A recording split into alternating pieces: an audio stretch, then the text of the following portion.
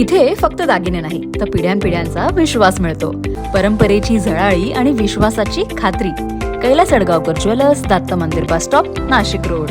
गुरु गोविंद सिंग तंत्रनिकेतन येथे techno brain हा स्पर्धात्मक कार्यक्रम तंत्रनिकेतनच्या सेल तर्फे आयोजित करण्यात आला होता. या कार्यक्रमाचे उद्घाटन प्रमुख पाहुणे म्हणून उपस्थित असलेले वाणिज्य मंत्रालय अंतर्गत येणाऱ्या NP काउन्सिलिंगचे माजी वरिष्ठ सल्लागार श्रीकांत पाटील यांनी केले. संस्थेचे अध्यक्ष सरदार बलबीर सिंग छाबरा, वरिष्ठ उपाध्यक्ष सरदार हरजित सिंग आनंद, सचिव सरदार कुलजीत सिंग बेरिती, तंत्रनिकेतनचे प्राचार्य श्रीहरी उपासने, सर्व विभाग प्रमुख, प्राध्यापक वृंद आणि विद्यार्थी मोठ्या संख्येने उपस्थित होते. उद्घाटन प्रसंगी आपल्या प्रोत्साहनपर भाषणात श्रीकांत पाटील यांनी विद्यार्थ्यांना नोकरी शोधण्यापेक्षा आपला स्वतःचा उद्योग सुरू करावा असे आवाहन केले आणि उद्योजक बनण्यासाठी सरकारकडून उपलब्ध संधी आणि सर्व दृष्टीने पाठिंबा देणाऱ्या योजनांबाबत माहिती दिली.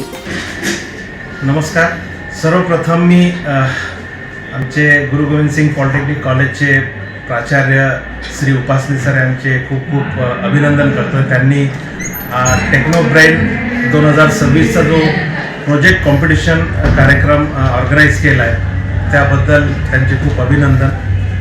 या कार्यक्रमामध्ये 2000पेक्षा जास्त स्टुडंट्सनी पार्टिसिपेट केलेलं आहे आणि माझी इच्छा आहे की या 2000 स्टुडंटपैकी काही जे ॲस्पिरंट ज्यांच्या आयडिया आहेत, ज्यांच्या चांगल्या आयडिया आहेत, त्या ॲस्पिरंट स्टुडंट्सना आपण एका नवीन स्टार्टअपमध्ये कसं कन्वर्ट करता येईल याबद्दल मी त्यांना गाईड केलं. आणि या कॉलेजमधले जे काही आपले स्टुडंट्स आहेत गुरु गोविंद सिंग कॉलेजमधले, त्या स्टुडंट्सला सुद्धा मी आवाहन करेन की त्यांनी सुद्धा नवीन स्टार्टअप रजिस्ट्रेशन करण्याकडे आपण जास्तीत जास्त कल घ्यावा आणि त्यासाठी पूर्ण मदत करण्यासाठी आम्ही तयार आहे. स्टार्टअप इंडियाकडनं किंवा स्टेट गव्हर्नमेंटकडनं किंवा आपल्या नाशिक जिल्ह्यामध्ये जे नाशिक स्किल डिपार्टमेंट आहे जे त्यांच्याकडनं आपल्याला पुरेपूर मदत मिळणार आहे. त्यासाठी गव्हर्नमेंटच्या स्कीम्स असतील किंवा सीड फंड असतील त्यासुद्धा आम्ही त्या मिळण्यासाठी प्रयत्न करू.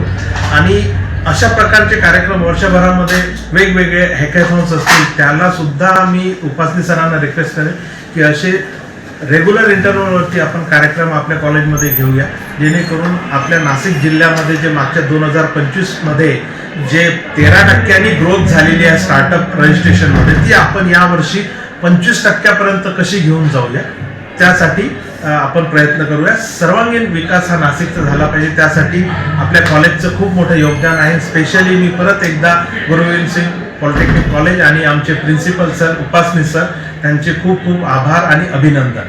यावेळी महाविद्यालयातील सर्व विभागांनी विविध तांत्रिक स्पर्धांचे आयोजन केले होते. तसेच सर्व विभागांच्या विद्यार्थ्यांसाठी भव्य प्रकल्प सादरीकरण स्पर्धाही आयोजित करण्यात आली. एकूण 350 पेक्षा जास्त प्रकल्पांचे सादरीकरण या स्पर्धांमध्ये झाले. या स्पर्धांमध्ये नाशिक आणि राज्यभरातील विविध महाविद्यालयातून आलेल्या विद्यार्थ्यांनी मोठ्या संख्येने सहभाग नोंदवून अभूतपूर्व असा प्रतिसाद दिला. एकूण सहभागी स्पर्धकांची संख्या 2000 पेक्षा अधिक होती. सहभागी विद्यार्थ्यांनी सर्व स्पर्धांचा आनंद लुटला, आपले नाविन्यपूर्ण प्रकल्प आणि तांत्रिक कौशल्य सादर केले. गुरु गोविंद सिंग तंत्रनिकेतनसाठी अभिमानाची गोष्ट म्हणजे तंत्रनिकेतनच्या मेकॅट्रॉनिक्स विभाग आणि तैवानच्या शामरोक मायक्रो डिव्हायसेस कंपनीमध्ये MOU साक्षांकित करण्यात आला. त्यांच्यातर्फे स्किल डेव्हलपमेंट कार्यक्रमाअंतर्गत सेंटर ऑफ एक्सलन्स महाविद्यालयातील विद्यार्थी आणि उद्योग क्षेत्रात काम करणाऱ्या इतरांसाठी खुले करण्यात आले. तंत्रनिकेतनचे प्राचार्य श्रीहरी उपासने यांनी यावेळी उपक्रमाची माहिती दिली.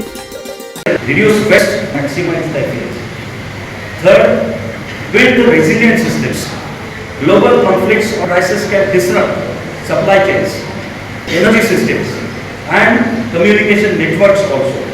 Engineers must design technologies that remain functional even in the diverse or different circumstances also.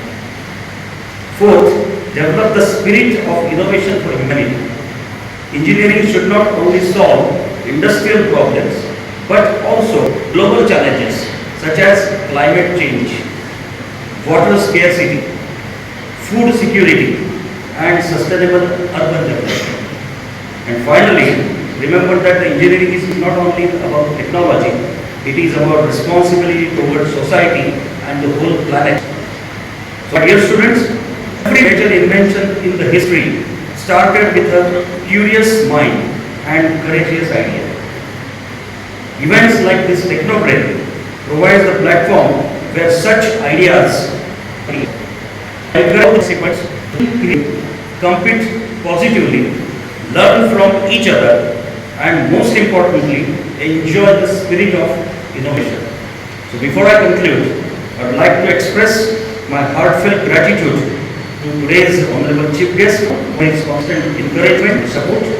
I sincerely express my gratitude to Dr. Nilkant Nikam for always being a source of motivation for me and for Polytechnic team. Our CAO Asitosh Sharma sir for providing all the resources and guidance every time whenever we demand. नाशिकमधील नामांकित ABB company आणि मध्ये गुरु गोविंद सिंग तंत्रनिकेतनच्या यांत्रिक आणि विद्युत शाखेतील 6 विद्यार्थ्यांची निवड करण्यात आली. या प्रसंगी या 6 विद्यार्थ्यांचा सत्कार प्रमुख पाहुणे श्रीकांत पाटील यांच्या हस्ते करण्यात आला. या कार्यक्रमाची सांगता बक्षीस समारंभाने झाली. विजेत्या स्पर्धकांच्या जल्लोषाने महाविद्यालयाचा परिसर दुमदुमून गेला. आज मी तुम्हाला एका नव्या विषयाची माहिती देणार आहे. आपल्या गुरु गोविंद सिंग पॉलिटेक्निकमध्ये सेंटर ऑफ एक्सलन्स सुरू होत आहे आणि त्याच्यासाठी आपल्याला एका चांगल्या तैवानच्या कंपनीचं सहकार्य लाभलेलं आहे. या सेंटरमधून आपण विद्यार्थ्यांना, प्राध्यापकांना, शिक्षकांना आणि ज्याला ज्याला इंटरेस्ट आहे असं इंडस्ट्रीतल्या व्यक्तीलासुद्धा ट्रेनिंग देणार आहोत. ह्या ट्रेनिंगमध्ये महत्त्वाचे 2 भाग आहेत. पहिला जो भाग आहे की लाईट इमिटिंग डायोडसाठी LED ड्रायव्हर्स आणि प्रॉडक्ट्स कसे कसे डिझाईन करायचे, कसे मॅन्युफॅक्चर करायचे याविषयी अत्याधुनिक आणि इत्यंभूत माहिती दिली जाईल. आत्ताचा दुसरा जो आघाडीचा विषय आहे की आपण जे घरात फॅन्स वापरतो त्याचा आपल्याला विद्युत कशी बचत करता येईल, त्याच्यासाठी जे नवीन तंत्रज्ञान आहे BLDC मोटर्स, त्या मोटर्स कशा पद्धतीने ड्राईव्ह केल्या जातात, त्याचा स्पीड कसा कंट्रोल होतो, त्याची डायरेक्शन कशी कंट्रोल होते, हे सगळं आपण विद्यार्थ्यांना आणि ज्यांना इच्छा आहे त्यांना ट्रेनिंग किट्सच्या माध्यमातून शिकवणार आहोत.